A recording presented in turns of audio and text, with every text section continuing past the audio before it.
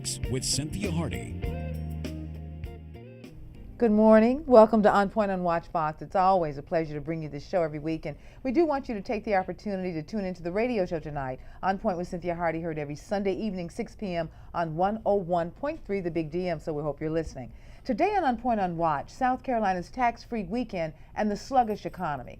According to the South Carolina Department of Revenue, the sales tax holiday weekend is the third busiest shopping period of the year. Only the weekend of Thanksgiving and the weekend before Christmas beat it out. For 12 years now, the tax-free holiday has let customers buy back-to-school items without paying the state's 6% sales tax. Today is the last day of the three-day shopping period. It's estimated consumers will save more than $3 million in South Carolina. Economists are concerned, though, that consumer caution over the economy might cause them to spend less. If you do plan on shopping, experts have some advice on what to do with your savings. This weekend is a perfect opportunity to put all the money saved from the sales tax and put it in a savings account. Instead of using all the money you save from the sales tax and going out to lunch, put it in a savings account and keep building up that money, and you'd be surprised at how well off you would be. That's some good advice. Yeah, I'm always joined by Brian McConkey here, my favorite anchor at WACH Fox. Brian, it's exciting to go find all the bargains this weekend from the tax-free holiday. They say back to school stuff, but I'm not going back to school. Neither am I. It's been a while since I was back to school. But you also have to make sure that they really are bargains too. Sure. Before you go out there and see, maybe they raised the price before and then they say it's on sale. You always have to make sure that it really is a bargain. Do your research before you go out there. But there are going to be people that are going to get the basics, the notebooks, the pens, the pencils, new outfit for their son or daughter, and that, you need to do that. So you might as well take advantage this weekend. But the question we're looking at today, are as many people going to do that? That's right. Because there are some question marks about the economy. We were talking right before we went on the air here about a new report from Bloomberg that says consumer confidence at a 5-month low right now because of a lot of rising prices out there. Absolutely. So we'll explore those issues. As a matter of fact, I thought it would be great if we explored the issues with an economist. So we've got Dr. Bill Hawk from the Moore School of Business. We'll have Frank Knapp, who's with the Small Business Chamber of Commerce, who understands what's happening out there among our small businesses and our retailers. And then we'll have Jim Felder later on in the show to talk about the implications on the political scene. So welcome, Dr. Bill Hawk. We always have you here to talk about the economy, and we're so grateful to you for being so gracious about coming and spending your time with us. Well, thank you for having me. Now, the economy right now is sluggish. That's not an understatement or an overstatement. That's just the way it is. That's about right. We had a decent pickup at the beginning part of this year. Job numbers were up for a few months and so forth. But really, since about mid to late spring, it's been a little bit flatter. Job numbers haven't come in very strong. Unemployment rates staying relatively flat. And consumer confidence is stalling. So we're sort of plateauing at the moment. Sure. We were talking before the show, too, that we, in fact, are digging out of a bigger hole than we ever imagined at first. And we didn't think it was as bad. Yeah, and when looking at the recovery numbers, it's always important to remember, well, what are we recovering from? And going back, fall of 2008, winter of 2009, we had very, very big drop-offs in economic activity. So, and the thing is that the more data we've gotten in over time has only confirmed that it was perhaps even larger than we initially thought. So, yeah, it's a very big hole that we're coming out of, and the recovery, it's upwards, but it's not as strong as perhaps we'd like it to be. Now, it's going to be weeks before we see the actual returns on what this tax-free weekend has done. And a number of the retailers out there and other small businesses are a bit concerned about the foot traffic that they're expecting and whether or not it will bear out. Do they have reason to be concerned? In some areas, yes, I think so. I mean, the thing about back-to-school shopping is some of it, pens, pencils, paper, backpacks, and so forth, people are going to buy more or less regardless of what the state of the economy is.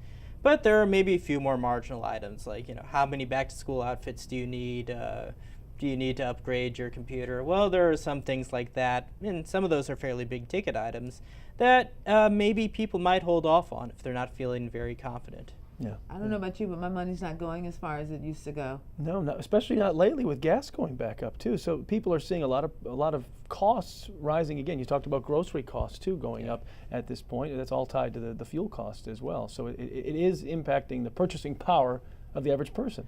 That's exactly right.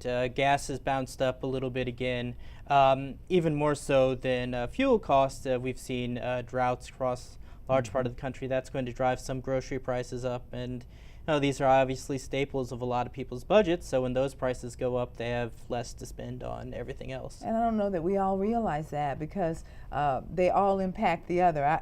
When I look at my gas price, my grocery bill, and also my utilities, they all seem to be going up kind of at the same rate, which lends me to believe that they're all impacting the other in some way or another.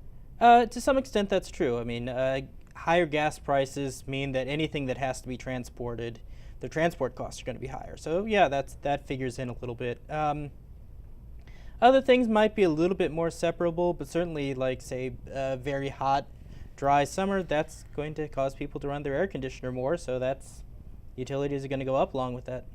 How much of this, Brian, do you think is the chicken and the egg scenario? That's a good question. You know, it's a very good question. Because oftentimes, if I think the economy is bad and I'm not sure if I'm going to get another client to do what I need to do, I might slow off a little bit. But if I went ahead and spent that money and got the wheel turning, it might come back around my way. So how much of it do you think is that when it comes to us as consumers?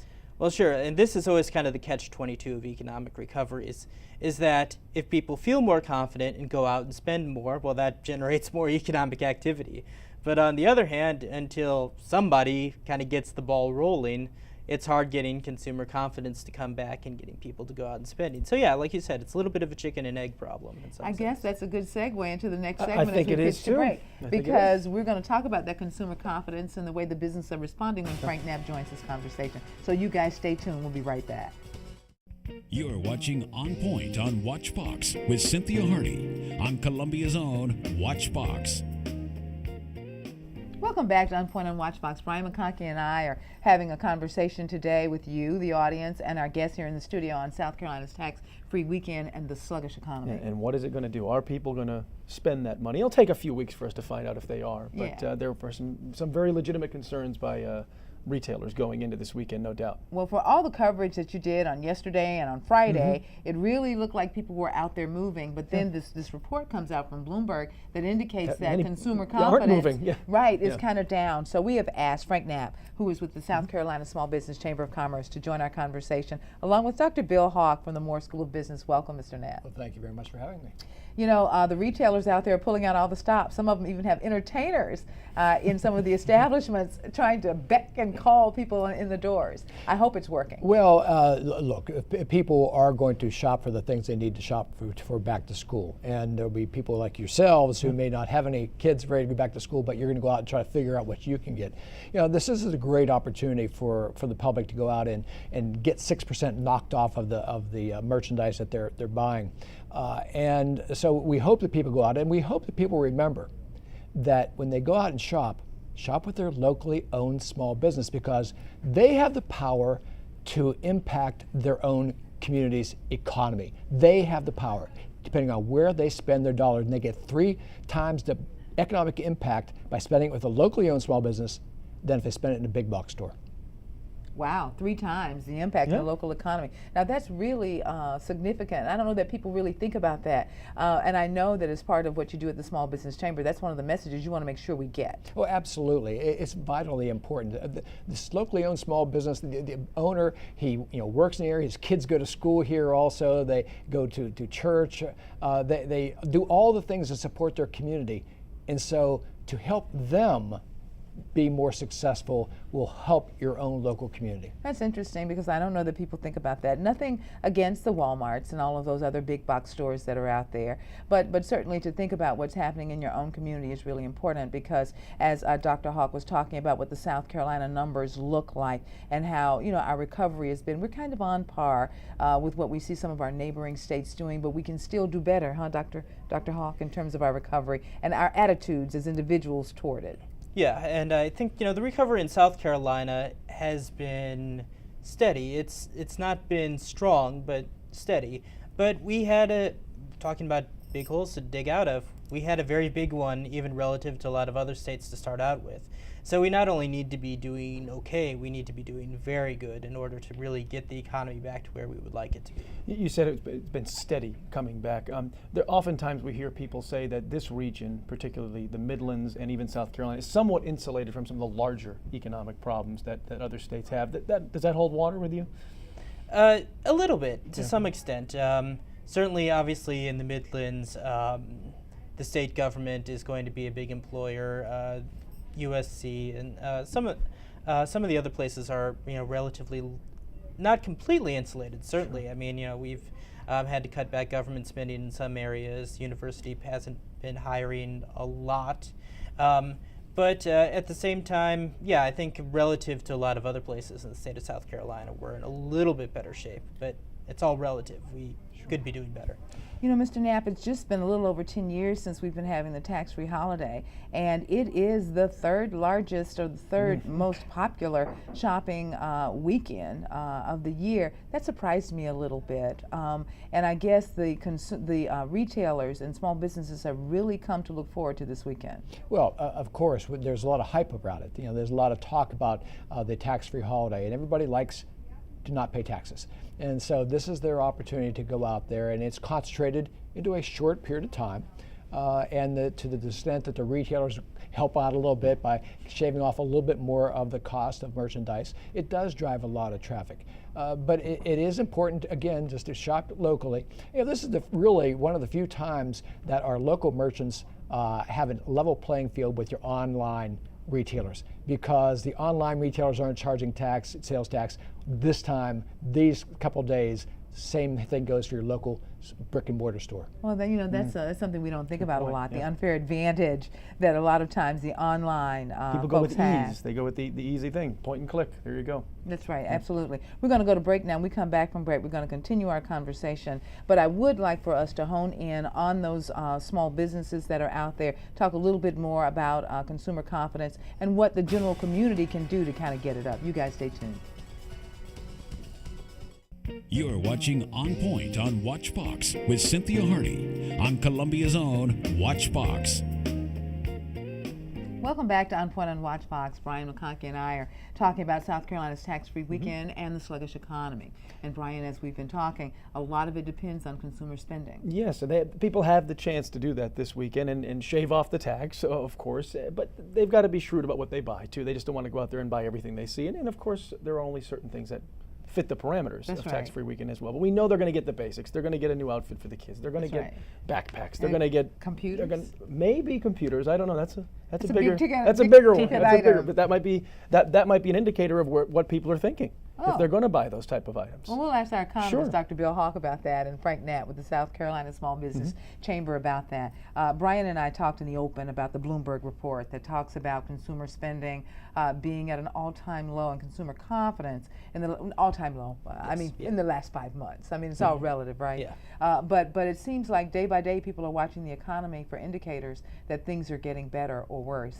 And a lot of that, has to do with what actually happens. The predictions either become real or sometimes make it worse. And so we're looking then at what's happening in our state. And as you mentioned, our economy is steadily recovering, but it isn't as fast as some people would like for it to be, Dr. Hogg. Did I get that right? That's exactly right. I mean, we're in such a bad place, say, circa 2009 and so forth, that even if we're getting better, it's still, we've got a long way to go, and the faster we can get there, the better. And people are impatient, and you would understand why they are, because as I look at the story on the Bloomberg report, it also points to the fact that our jobless rates have remained very, very high, particularly in states like South Carolina. And they've started to tick back up again over the past couple of months here in South point, Carolina, after I think it was 10 months of declines. That's right. And then we're looking at the rising gas prices and now rising food costs caused by droughts in parts of the country. And we even have droughts in some of our counties where some of our great delicious produce is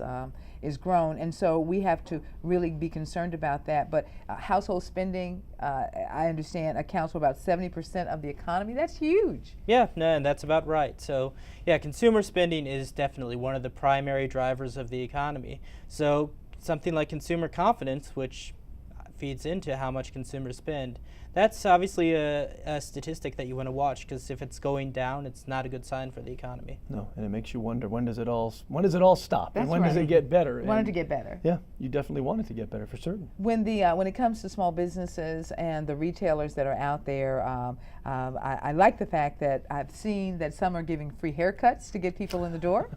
Some people are bringing in entertainers to get more people to come in the door. And I'm very hopeful that on this last day of the tax-free weekend that we'll see lots and lots of people. You mentioned that you want people to shop local, but other kinds of things that you want to make sure we as consumers know, Mr. Knapp, about the power being in our hands. Well, there's no doubt about it. Let me go back to the consumer confidence. I think that we did see a better economy, a little bit better economy in the first part of this year, as he said, but I think we're artificially pumping up the negativity through this national campaigns that are going on. I mean, that's all we're hearing about how bad things are. And it's a self-fulfilling prophecy, and that's the unfortunate thing about it. You know, we can get ourselves out of this. And Brian, you said you don't want people to go crazy out there spending. Yeah, we do. We need the economy. We need people to go out and spend the money and be confident that things are going. They're not going to lose their job. Things are going to be okay. And in fact, if your local economy can really drive itself by watching where you spend your money, and so that is important for people to realize that they can control their own local economy by where they spend their money. You know, it's interesting because you said, yes, we do. We want people to go out there and just go crazy. But consumers are a bit skittish, you know, and they're being a little bit cautious. And so this weekend will be a really good indicator as we come toward, we're 3 months away now from the general election. So this will be probably the best indicator leading to the general election as to how people really are feeling about the economy based on what they do with their dollars this weekend. What do you say to that, Mr. Well, of course, they're going to be somewhat more cautious when there is a down confidence level. But you know, we just hope that people realize that if they can shut the TVs off and the radio off about all the negativity that's going on out there, and look at their lives, look at where they are and their job and security of their job and their neighbor's job, and if they see that things are okay, they don't expect anything negative to happen to them, then they need to go out and they need to perform that way, and that can lift their own economy up by everybody doing that. Doesn't mean we don't have some higher unemployment than we'd like, but there's a lot of people that have jobs, and they need to continue, and they need to live, and they need to go ahead and purchase the goods and services that they want to purchase and can afford to purchase. So this is a great opportunity. Again, no sales tax this weekend. Go out and purchase those products that are eligible for no sales tax, but buy something else too. Yeah, you know, and it's really great to see so many people out there pounding the pavement and so much activity in the retail stores. I mean, it's been really an enthusiastic response. I don't know what the receipts will show, but it's been nice as far as I've been concerned to kind of actually see that. I do want to mention that our jobless rate continues to be something that is concerning in a number of circles. And when people look at what they actually have, sometimes they're afraid that they won't have it in 3 months or so. I want to get a response from you, Mr. Knapp, about that. Give your best pitch to people, and then I want you to give us a cautionary warning as we go to break. Go ahead, Mr. Knapp. Well, I don't think, I think that we are recovering. We've heard that it is recovering. I don't see any particular layoff, especially with our government, our USC, and we might have some trimming that goes on, but no large-scale reduction of workforce out there is coming down the line. I think that people need to realize that it's okay. Go out there and spend the money on what you need to spend. Don't be concerned about it unless there's something particularly happening in your particular situation. Let's go out there and turn off that negativity that's out there. Tax-free weekend. You say what, Dr. Hawk? I think, make sure, go out there and buy the stuff you need for back to school. And if you're in a position to buy a little bit more than that, go ahead, buy a little bit more than that. I think, he's exactly right. We really need, in order to get a self-sustaining recovery, get consumer confidence back up. And part of that is just having people going out and not going, I wouldn't say go crazy, he might, but don't be afraid to buy the stuff you need. Great. Frank Knapp and Dr. Bill Hawk, thank you guys both for being with us today. When we come back, plenty of political observers are watching the tax-free weekend as an indicator of voters' attitudes toward the economy. 3 months to the vote. 3 months. They are eyeing the general election with this. So Jim Felder from the South Carolina Voter Education Project will round out our discussion. Stay with us. You're watching On Point on WACH Fox with Cynthia Hardy on Columbia's own WACH Fox. Welcome back to On Point and Watch Fox. Brian McConkey and I are leading the discussion about the tax-free weekend and the sluggish economy and the impact of it all. And we'll know in a few weeks just how good or bad it is. That's right. How much money people were willing to spend. That's and right. it will be a good indicator of how people really feel maybe About the economy. About the economy, which is going to be a big factor in a couple of months when people head to the polls. That's right. With the South Carolina Voter Education Project, Mr. Jim Felder's with us. Thank you for being here. Thank you for having me. Do you disagree with Ryan and my assessment that the economy is the #1 thing on the minds of voters? There's no doubt about it. However, there's been so much negativity. You know, by Mr. the Frank Knapp campaign. said that. He was right on the mark, on the mark. Just turn the TVs off for a little while. Of course, this election is going to turn on the economy. There's no question about that. But in South Carolina, we are really above board, better so than some other states. You got a lot going on in South Carolina to be thankful for. Boeing, over in Sumter, as we speak, Continental is doing site preparation for a new plant, 1,500 new jobs over there, Amazon.com. So we've been blessed in South Carolina. We really can't have. complain at all, really. Bridgestone Other as well. places. Bridgestone. Exactly. Yeah. So I'm sensing consumer confidence going up. I see people buying cars who did not purchase early on, and the dealers are making all kind of fantastic deals to get them in, no down payment and all of that. So I sense an improvement in the economy, and I think the general public feels that also. Well, you know, but when we look at the national news and the political pundits, Brian, they say, oh, it's bad, real bad. Yeah, and for some people it is. I think it depends. We heard a lot from Dr. Hawk and from Frank Knapp in the previous segments about individual situations as opposed to the big picture. And there are people out there that are certainly hurting. There are people who are hurting, but they're adjusting. To use a sports analogy, if you're not doing too well in the first half, second half, you make some changes in your game plan. And that's what people are doing. They're making greater use of Harvest Hope Food Bank. They're being real creative and not really complaining, finding out that there are resources out there that are available. So you don't hear the complaining, you don't see lines on the street of people begging for money and so forth, because they're being creative. And that's what happens when you're up against the wall. You got to change your game plan. Well, what do you think about the rising food prices and gas prices and utility prices and the impact that that's going to have on people? You know what I mean? Because it's one thing to look at what's happening out there. It's another thing to look at what's happening in your own home. You're absolutely right, but blame it on global warming. Okay, okay. It's going to happen anyway. I can't do anything about that, It's always Jim. going to happen here. But here's what's happening. The drought, and your previous guest, they were right on target. It's going to hit us, not right away, but the food in the grocery stores are really going to go up because the farmers aren't farming or harvesting as much as they did before. When you have to kill off a herd of cows because you don't have water to keep them alive. So I say global warming in a just way, but that has some truth to it because of the drought and the weather that you can't control as the farmer. So the consumer will end up assuming those increase in pay. What's the consumer to do? What's the voter to do when you said turn off the television? But what is the best advice that we can give to voters that are out there, consumers who are the voters that are out there? Because so much of what happens with the economy is in our hands. 70% of economic recovery is tied to consumer spending, which of course is tied to consumer attitudes. Here's what's going to happen. People are going to calm down a bit now and get back into the swing of things. In South Carolina, we've had all the debates. It's from January to now. It's been all debates and I've politics. had as much politics as I can take on. Well, it's And not over that's yet. the same thing with the Not close to consumers. They're tired of it also.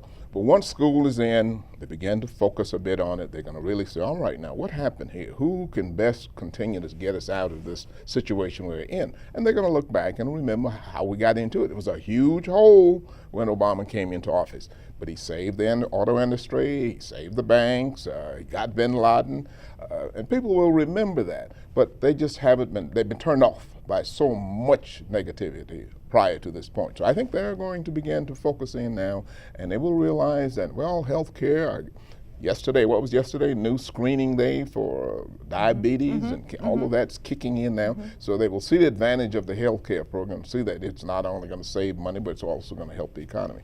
And I think confidence will go up. Well, what will you say to folks as they are concluding looking at this show and deciding whether or not they're going to go out and shop today?